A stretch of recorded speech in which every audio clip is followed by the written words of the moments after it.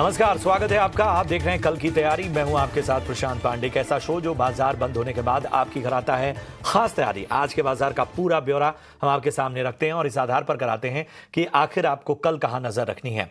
इस शो में वैसे आप अपने सवाल भी पूछ सकते हैं। मार्केट बंद होने के बाद इकलौता शो है जहां पर आपकी क्वेरीज शामिल की जाती हैं, लेकिन याद रखिए यहां पर प्लेटफॉर्म सिर्फ एक है। यूट्यूब पर कमेंट करके आप अपने सवाल हम तक पहुंचा सकते हैं। जी हां, कुछ नहीं करना है आपको, यूट्यूब पर जाना है, ये शो देखते हुए कमेंट बॉक्स में अपना सवाल भेजना है। सवाल भेजने का एक विशेष तरीका है।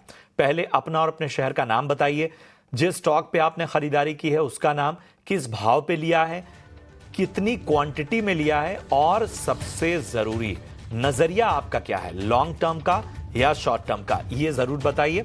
और कल की तैयारी में हम क्या करते हैं कि आज जो आप हमसे सवाल पूछेंगे उनके जवाब हम कल के शो में देंगे। इसी तरह जिन दर्शकों ने पहले हमसे सवाल पूछे हैं उनके जवाब आज दिए जाएंगे। लेकिन जो तरीका मैंने बताया उसमें अगर कहीं भी कोई कमी रहती है तो हम आपके सवालों को शामिल नहीं कर पाते हैं। चलिए, इन सब के बीच में बाजार को जरा देखते हैं। बाजार जाहिर सी बात है कि बहुत बेहतर नहीं है और बिकवाली बाजार पर साफ तौर पर हावी होती हुई खबरों और बाकी कई ट्रेंड की वजह से हमने स्टॉक स्पेसिफिक एक्शन देखा, सेक्टर मूव देखा, लेकिन इंडेक्स पर दबाव बरकरार रहा। निफ्टी जो है वो लगभग 168 अंक गिरकर 23,650 के नीचे बंद हुआ। बैंक निफ्टी दिन की ऊंचाई से करीब 1000 अंकों से ज्यादा फिसला और जाहिर सी बात है इन सब के बीच में दबाव बाजार पर पूरी तरह बनता हुआ। चलिए, अपने साथ चर्चा में मैं शामिल करता हूं दो बेहद खास मेहमानों को। हमारे साथ आज जैनम ब्रोकिंग के किरण जानी साहब और विलियम ओनील के मयूरेश जोशी जुड़ चुके हैं। आप दोनों का बहुत बहुत स्वागत। किरण जी, बाजार को हुआ क्या है और आखिर इस तरह से बाजार सहमा क्यों है? हम एक दौर देखते हैं जिसमें बाजार में रिकवरी नजर आती है, लेकिन ये एक ऐसा बाजार है जितनी रिकवरी दिखाता है उतना ही कहीं ना कहीं नुकसान भी दिखाता है और ये एक तरह से आमतौर पे रिटेल इन्वेस्टर्स को भी चिंता में डाल रहा है।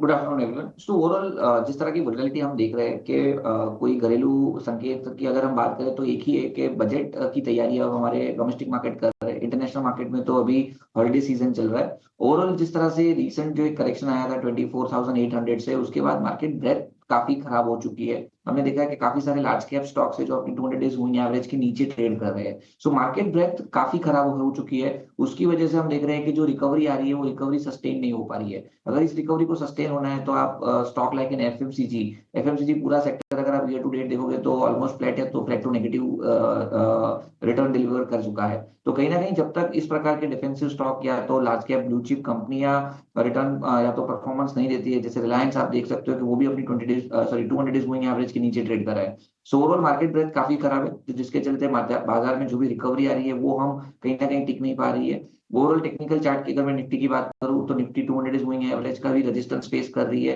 23,800 का रेजिस्टेंस है, तो जब तक 23,800 के ऊपर सस्टेन नहीं होगा तब तक कोई शार्प रिकवरी आए उसके चांसेस कम है। ओवरऑल जो पिछला बॉटम बना था 23,300 के आसपास, उसको देखते हुए रिस्क रिवॉर्ड रेशियो काफी फेवरेबल है। तो हम सिलेक्टिव स्टॉक स्पेसिफिक या तो इंडेक्स स्पेसिफिक भी आप बाय ऑन डिप्स कर सकते हो। 23,300 के नीचे का स्टॉप लॉस मेंटेन कीजिए। जैसे अपने यहाँ बजट का कहीं ना कहीं एक आउटलुक चल रहा है और बजट रैली भी स्टार्ट हो सकती है, तो उसको ध्यान में रखते हुए 23,300 के स्टॉप लॉस के साथ आप बाय कीजिए। इमीडिएट लेवल पे 24,200 का हम टारगेट देख रहे हैं। जैसे ही मार्केट 23,800 के ऊपर निकलेगा उसके बाद एक शार्प रिकवरी आप निफ्टी में एक्सपेक्ट कर सकते हो। बैंक निफ्टी की बात करें तो बैंक निफ्टी कल तक निफ्टी से ज्यादा स्ट्रॉन्ग थी, लेकिन आज जिस तरह की गिरावट है अपने हाई से 1000 पॉइंट तक का करेक्शन दिखा चुकी है और आज का क्लोजिंग भी 51,000 के नीचे आया है।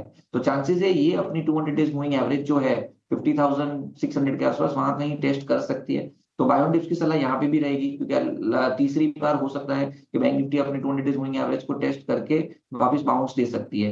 तो नीचे में यहाँ पे 50,600 से 50,500 के बीच में अगर आपको मौका मिले तो आप लॉन्ग कर सकते हो। 50,000 का एक स्टॉप लॉस रखना है हमें और ऊपर में 52,300 का टारगेट हम देख रहे हैं। जैसे ही 52,300 के ऊपर जाएगी हम यहाँ से एक तेजी और ज्यादा तेजी देख सकते हैं। तो ओवरऑल रिस्क रिवॉर्ड को ध्यान में रखते हुए बाय ऑन डिप्स की सलाह हम निफ्टी और बैंक निफ्टी दोनों के ऊपर दे रहे हैं। ठीक है, तो निफ्टी और बैंक निफ्टी में ऊपरी स्तरों का ध्यान रखिए और बाय ऑन डिप्स की यहां पर रणनीति ज्यादा बेहतर होगी किरण जी की राय में? मयूरेश जी, आपके पास आऊंगा, बहुत बहुत स्वागत आपका। जरा ऑटो सेक्टर पर राय दीजिए। हमने देखा कि 3 ट्रेडिंग सेशन की अच्छी तेजी नजर आई और उसके बाद ऑटो में एक मुनाफा वसूली हम हावी होते देख रहे हैं। तो ऑटो में किस रणनीति के तहत आगे बढ़ा जाए फिर? Afternoon Prashant ji, afternoon Kiran ji. नहीं, दो चीजें। एक, आई थिंक जो एक एक्सट्रीमली एक्सपेंडेड बेस था ये वर्ष के लिए, पिछले 2 वर्षों का, that is probably playing out on numbers. और दूसरा, हम ये देख रहे हैं कि जो वॉल्यूम्स हैं, जो बाजार अनुमान लगाए चल रहा था कि शायद higher single digit, close to double digit volume growth शायद ये वर्ष भी रहेगी, वो शायद सिंगल डिजिट्स यानी लेसर सिंगल डिजिट्स में रहेगी, शायद 4 या 5% या उससे भी कम। और इसकी वजह से आई थिंक जो एक पूरी ऑटो की स्टोरी है, with improvement in volume, realisation, operating leverage of balance sheet, ये शायद थोड़ी साइडलाइन हो रही है और अर्निंग शायद सॉफ्ट रह सकती है। ऑब्वियसली आई थिंक जो एक डीलर एंड पे इन्वेंट्री पुश थ्रू हुई है फेस्टिव सीजन को मद्देनजर रखते हुए, शायद अनसोल्ड इन्वेंट्री एंड पे रहे। We are probably expected to some discounting factor, जैसे कैलेंडर ईयर चेंज होता है उसमें, and few auto companies have taken price hikes जैसे अगला वर्ष स्टार्ट होगा। तो कहीं ना कहीं I think with competition expected to come through, जो नए नए मॉडल आएंगे इलेक्ट्रिक मोबिलिटी प्लेटफॉर्म्स के ऊपर, अलग अलग इंजन टाइप्स में अलग प्राइसिंग के ऊपर, कहीं ना कहीं I think that will also probably create some element of pressure, क्योंकि डिमांड इंक्रीमेंटली ग्रो होना थोड़ा मुश्किल लग रहा है। और इसलिए मुझे लगता है कि ये सेक्टर थोड़ा अंडर परफॉर्म कर सकता है रिलेटिवली। चुनिंदा auto ancillary companies Prashant ji मेरे ओपिनियन में थोड़ा बेहतर कर सकते हैं compare to core auto OEM stocks. ये है रणनीति, ऑटो सेक्टर पर फोकस ऑटो एंसिलरीज पर करना ज्यादा बेहतर होगा। चलिए अब आपके सवालों को फटाफट से शामिल करते हैं। संध्या दहिया का सवाल लेते हैं। टाटा पावर पे राय जानना चाहती हैं। 200 शेयर इन्होंने खरीदे हैं, 445 के भाव पे इनकी खरीदारी है। फिलहाल नुकसान में है, लॉन्ग टर्म का नजरिया जानना चाहती हैं।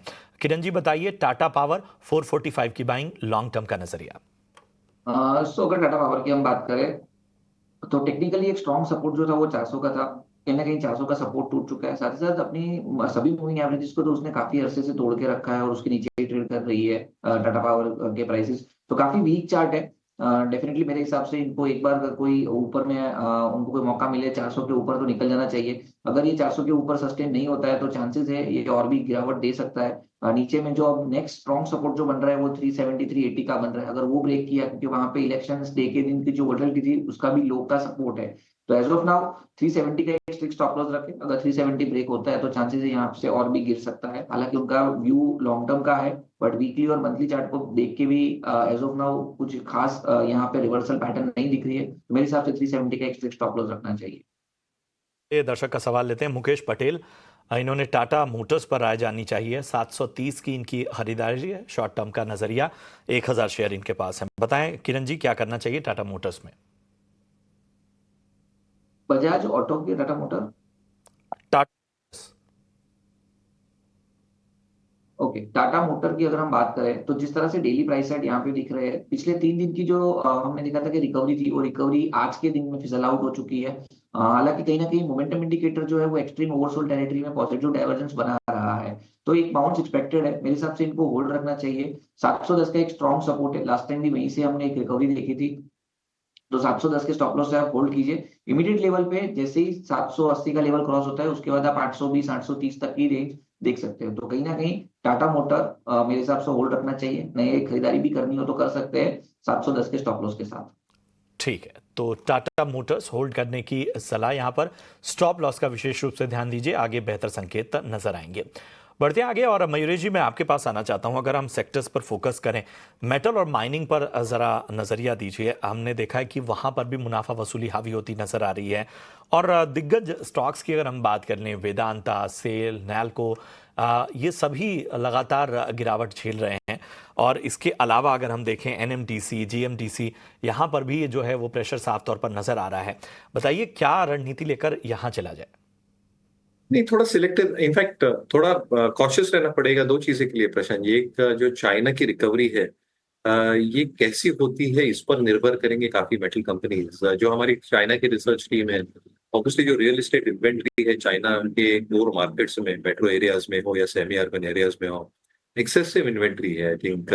सो ये इन्वेंट्री लिक्विडेशन जब तक नहीं होती जो एक कंजम्पशन पैटर्न्स है मेटल्स को लेके, वेदर इट्स इंडस्ट्रियल, कमर्शियल और अदरवाइज, ये एक्टिविटी थोड़ी सबड्यूड रहेगी। और अगर ये एक्टिविटी सबड्यूड रहती है तो चाइना की जो फैक्ट्रीज है, because they will have to have that fix cost absorption done factory level पे, they will be continuing to dump their production across the globe. तो ये जो डंपिंग का सिलसिला आप देख रहे हैं, स्टील हो, अदर मेटल्स हो, लेड हो, कॉपर हो, एल्यूमिनियम हो, सर्टन प्रोडक्ट्स के हिसाब से, आई think that might very well continue. दो चीजें जो इनके फेवर में जाती है, एक आई थिंक जो inventory levels across the globe, ये बहुत कम स्तरों पे है।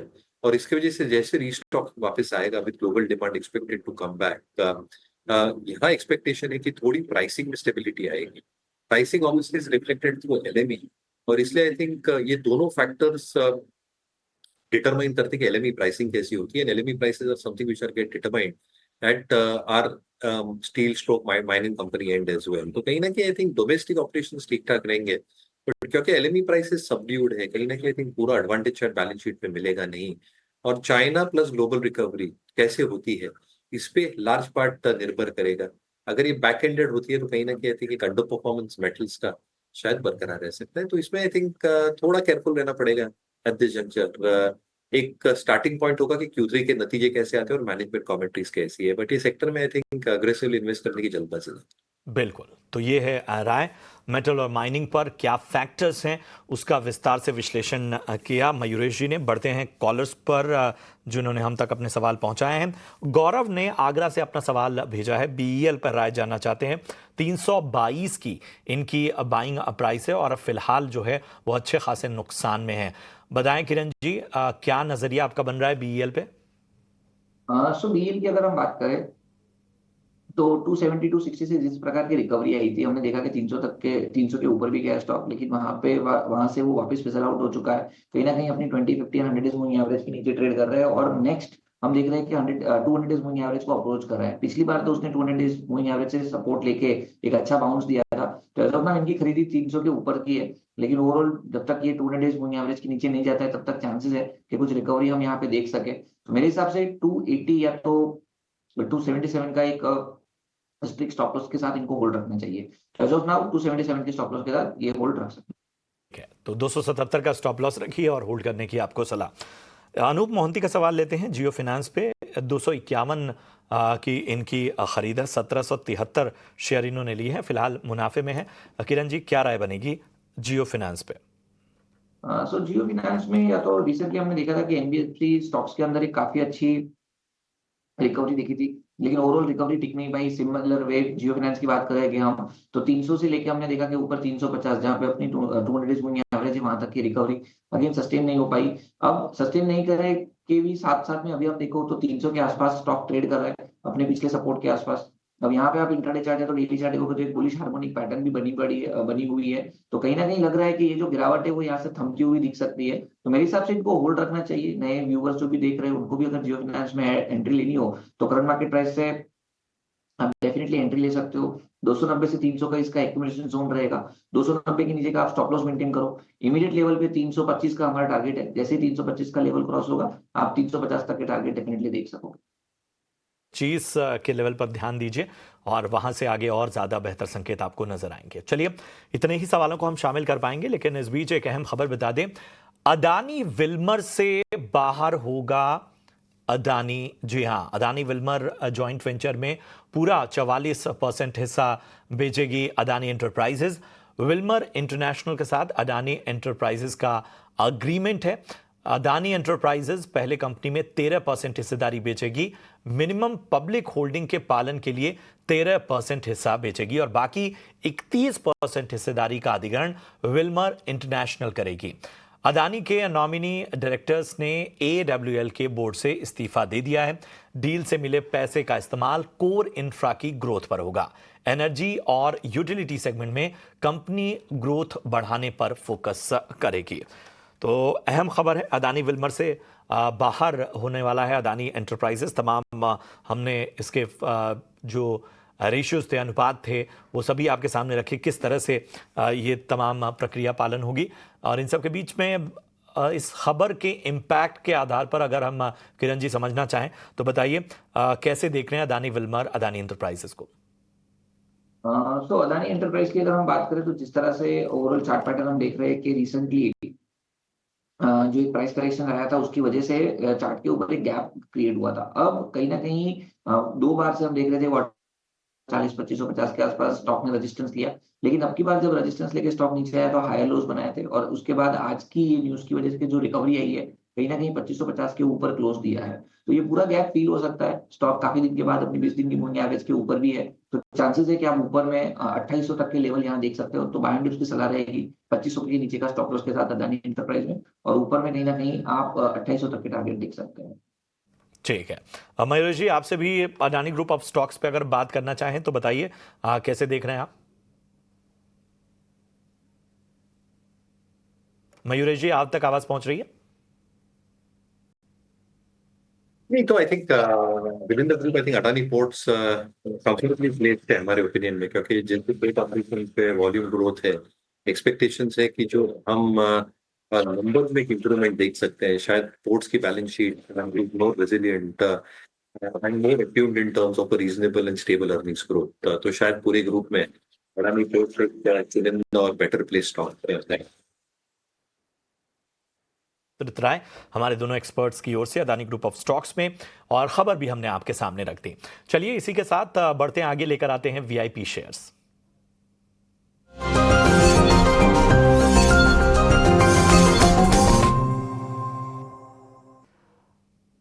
किरण जी, समय कम है, फटाफट से बताइए कौन से शेयर आपको आज पसंद आ रहे हैं?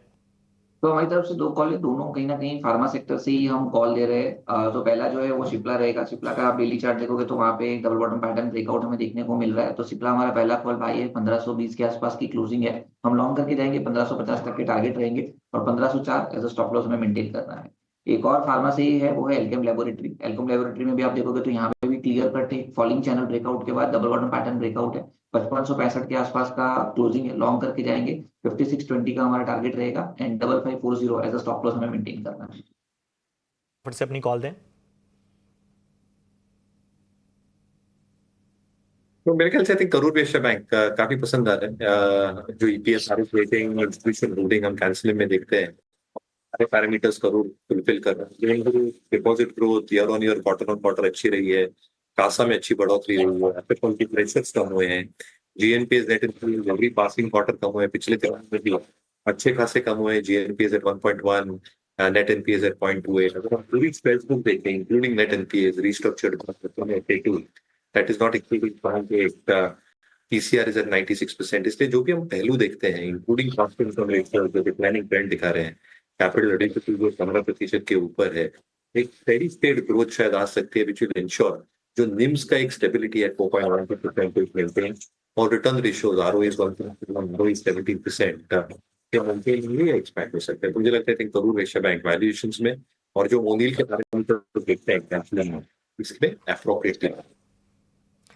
शुक्रिया करेंगे मयूरी जी, शुक्रिया करेंगे किरण, आप दोनों का अपना सब कीमती समय देने के लिए।